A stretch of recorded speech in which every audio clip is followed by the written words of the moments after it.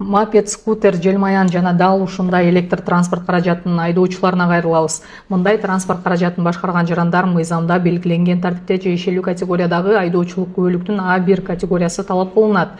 Эгерде айдоочу дал ушундай транспорт каражатын айдап, жол кыймылынын эрежелерин бузса, мыйзамда белгиленген тартипте жоопкерчиликке тартылат. Ал эми мас абалында транспорт каражатын башкарса, Кыргыз Республикасынын укук бузуулар кодексинин 193-бөлүнмесинин 1-бөлүгүнө ылайык айдоочуга 80 000 сом өлчөмүндө айыппул салынып, айдоочулук күбөлүгүнөн 2 жылдык мөөнөткө ажыратылат. Ошондой эле мопед, скутер, желмаян, электр транспорт каражаты жол транспорт кырсыгына кабылган учурда анын айдоочусу мыйзамда белгиленген жоопкерчиликке тартылат. Бул талаптардын негизги максаты жол кыймылынын эрежелерин сактоо жана жол транспорт кырсыктардын алдын алууга багытталган.